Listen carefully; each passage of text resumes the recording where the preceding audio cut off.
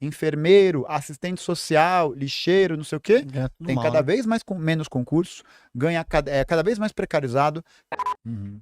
Eu queria que você explicasse o que que é um comunismo e o que que é o socialismo, qual que é a diferença, né, ali, e por que a pessoa não pode, não precisa ver com maus olhos assim. Uhum.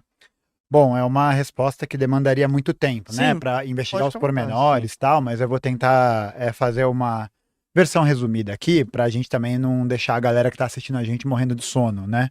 Mas Mas pode ficar à vontade, viu? basicamente, não, pode deixar. Não, a inteligência artificial, tudo de olho aqui em nós.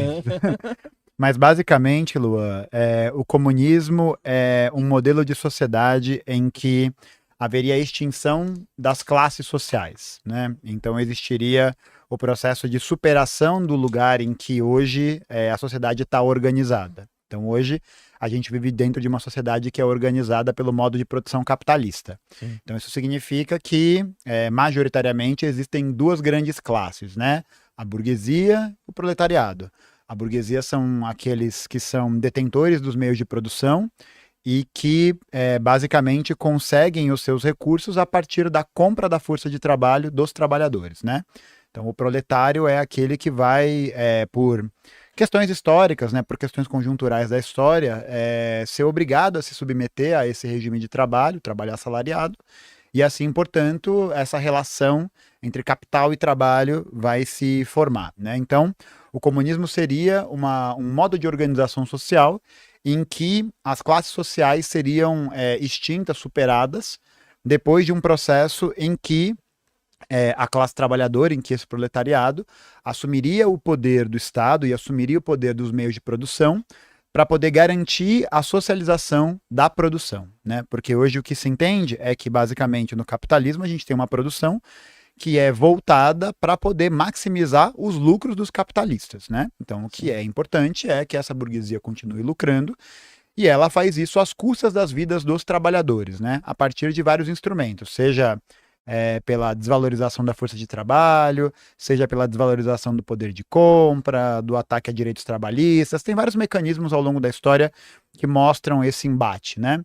E aí os comunistas entendem que esse embate ele é feito ao longo de toda a história. Então, o que isso significa? Significa que durante todo o desenvolvimento da humanidade, a gente sempre teve classes que estavam em disputa, né? Que estavam ali Sim. disputando o poder. É por isso que o Marx vai dizer, né, que a história que a humanidade conheceu até agora é a história da luta de classes, em que você tem, por exemplo, na Roma antiga, os patrícios, que eram os aristocratas, proprietários de terra, que eram as elites de Roma, e os plebeus, que eram a grande maioria da população, que eram submetidos ao seu domínio. Ou na Idade Média, os senhores feudais e os servos feudais. E aí hoje a gente vive dentro do modo de produção capitalista, que é um modo de produção que se desenvolveu ao longo da história, e cujo antagonismo de classe, né, cuja essa separação de classe é feita entre capitalistas e proletários. Então, o comunismo seria esse modelo de sociedade em que essas classes seriam extintas e que, portanto, não haveria mais a necessidade, por exemplo, da existência do Estado, porque o Estado, na leitura dos marxistas, é de que ele é um meio regulador para poder garantir a manutenção da luta de classes, né? Então, o Estado é uma entidade que, sob controle da burguesia, atua em favor dos seus interesses. Então, se não existem mais classes sociais nesse sentido, então o Estado também não teria necessidade de existir. Uma coisa que é importante também salientar é que o comunismo ele nunca foi aplicado em nenhum lugar, porque se entende também que o comunismo ele só teria essa viabilidade, ou ele só enfim, eu estou aqui Sim, conjecturando, sim, né? Acho pode que à é vontade. só importante dizer isso, porque não existe um modelo, não existe uma ideia pré-fabricada sobre o que é uma sociedade comunista, né?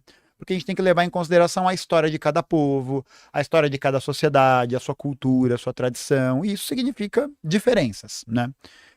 Então, o comunismo ele nunca foi aplicado mundialmente.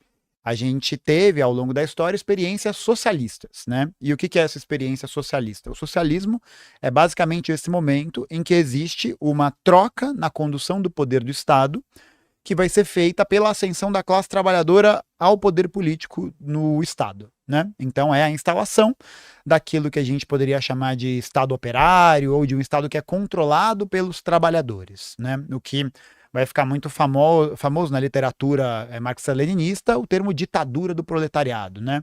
Que basicamente consiste na ideia de garantir que a classe trabalhadora tenha controle sobre os meios de produção, sobre aquilo que vai ser produzido, sobre o planejamento daquilo que vai ser realizado, para poder garantir uma vida digna para todas as pessoas, para poder garantir as condições mínimas de vida para todas as pessoas, e assim, ao longo do tempo, superar a sociedade capitalista e toda a sua herança, né? Então, o socialismo, quando ele é construído, quando ele é formado, ele não significa imediatamente o fim das contradições capitalistas, né? Então, se a cidade de São Paulo hoje, por exemplo, se tornasse socialista da noite para o dia, isso não significa que as contradições que foram produzidas historicamente no capitalismo apagariam da noite para o dia.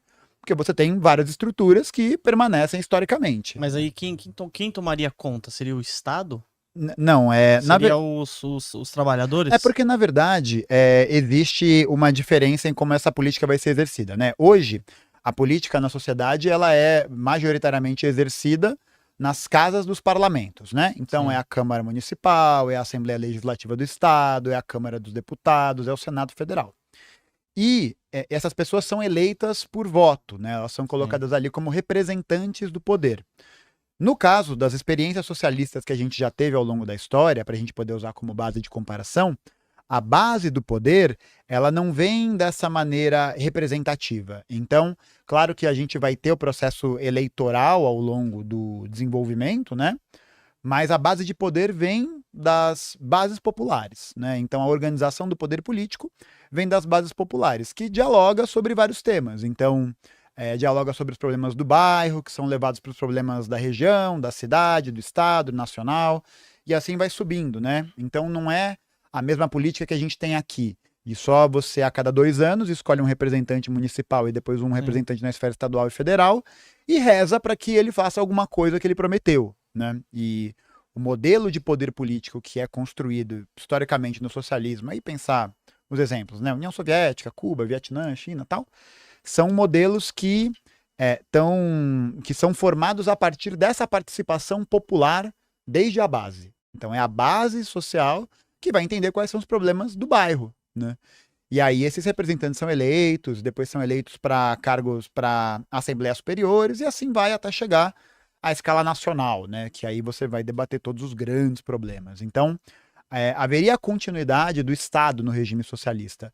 Só que a questão é que você trocaria o caráter de classe por qual o Estado está sendo governado. Então, hoje, o Estado brasileiro é um Estado governado pelos e para os capitalistas, não só brasileiros, mas do mundo todo, né? Porque os capitalistas brasileiros têm seus negócios mundo afora e os capitalistas mundo afora têm seus negócios no Brasil. Então, o Estado socialista ele seria basicamente essa troca do caráter de classe que existe dentro do Estado. Tem uma obra muito boa sobre isso, Lua, que eu acho que ela dá esse resumo, esse panorama de maneira muito interessante, que é a obra do Lenin chamada Estado e Revolução, que é uma obra em que ele vai debater justamente qual que, na visão, né, do marxismo, é o papel do Estado, né? Já que dentro dessa concepção sobre o que é o comunismo, o Estado viria a ser extinto, né, viria a ser superado como uma forma histórica. E nesse livro, Lenin faz esse debate, né, sobre qual que é o papel do proletariado no controle do Estado, como que funciona a questão da segurança, como que funciona a questão da distribuição do poder, como que funciona, por exemplo, com relação a cargos políticos, né, por exemplo. Então, nesse livro, o Lenin defende que um poder operário efetivo, né, eficaz para poder criar essas condições para o socialismo, é um poder que os operários vão ter, que os políticos, né, eleitos, teriam os mesmos salários de operários, por exemplo. Então isso é um negócio que já tenta fazer essa equiparação dentro de uma realidade que a maioria da classe trabalhadora está colocada, né? Está submetida. Sim. Porque o que a gente mais ouve por aí é isso, é político ganhando um monte de penduricalho, ganhando um monte de benefício, um monte de privilégio, enquanto o salário mínimo brasileiro está em R$ 1.500, né? E aí ainda se fala que não tem dinheiro, que não tem isso aqui. E a gente sabe que uma parte considerável do orçamento acaba indo para alguns cargos públicos, né? Não são todos, porque tem muita gente safada, canalha, que fala que o Estado brasileiro gasta muito, né? Mas gasta muito aonde, né? Porque professor enfermeiro, assistente social, lixeiro, não sei o quê, É tudo tem mal, cada né? vez menos concurso, ganha é cada vez mais precarizado, tem condições de trabalho cada vez pior. Enquanto juízes, Tem juiz que ganha mais de magistrados. 1 milhão por mês, pô. Então, é isso, entendeu? A gente percebe que é necessário combater esses privilégios para poder garantir que o poder político seja de fato representativo. Então, nesse livro, Lenin, por exemplo, fala que se um deputado é eleito pela Assembleia do Povo e ele faz alguma cagada, ele tem, os trabalhadores que o elegeram têm total direito de retirá-lo do cargo quando for necessário. Para analisar ações, BDRs, fundos imobiliários, acesse a plataforma do Investidor 10. Inclusive, para você gerenciar a sua carteira, saber quanto de dividendos você vai receber. Inclusive, eu deixei a carteira da minha filha, a Laurinha, ela tem 3 anos e já invisto para ela. Todos os ativos tá no link aqui embaixo.